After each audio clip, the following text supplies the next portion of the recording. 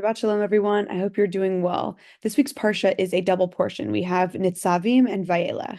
In Nitzavim, we have this sort of final moment of Moshe giving over his, most important pillars of Judaism, and then in Vayelech, we have the accounts of Moshe's final day on earth. And so we have the transition of power, and then a few more mitzvot. So what I want to talk about first is Nitzavim. So in Nitzavim, we have these really beautiful sort of pillars of what Judaism is about. And one of those is the practicality and the accessibility of the Torah. So I just want to read. This is one of my most favorite parts of the Torah. I know I say this often, but this is just some really beautiful quotes. Okay. This commandment which I command to you this day is not concealed from you, nor is it far away. It's not in heaven, so that you should say, who will go up to heaven for us and fetch it for us, to tell it to us, that we can fulfill it.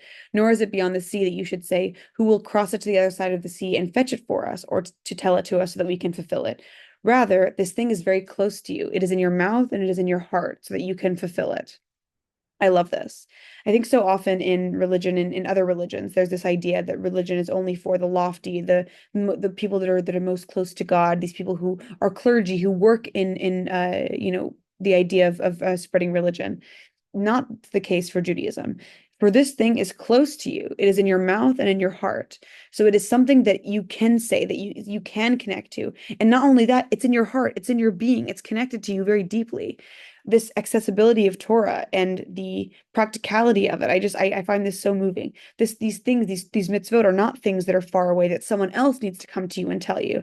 This really proves this point that Judaism is accessible to all who are members of it, and also that you don't need a rabbi to bring the Torah to you, that you can connect to it as well. And I think this populist idea that the individuals within Judaism can connect to Judaism and can communicate it is so moving and so validating to each individual. It reminds us all that we are each individually connected to God, and we each individually have the ability to speak to God in our own words, and through tefillah and through prayer.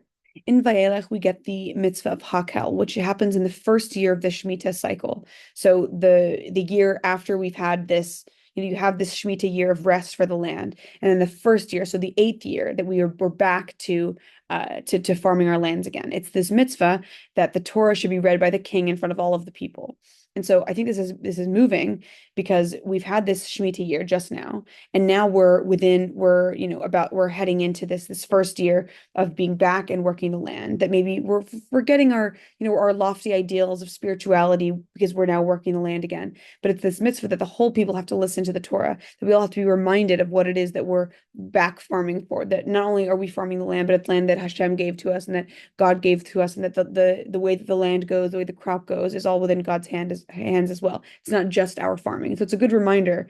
I like this idea that it's in this last parsha of Moshe's life, that it's this reminder that it's not just us, that the world is beyond us. And I like this idea that we're reading the Torah and we're being reminded of spirituality when we don't necessarily feel it. So those are this week's parshiot. God willing, I'll see you all next week, and Shabbat Shalom.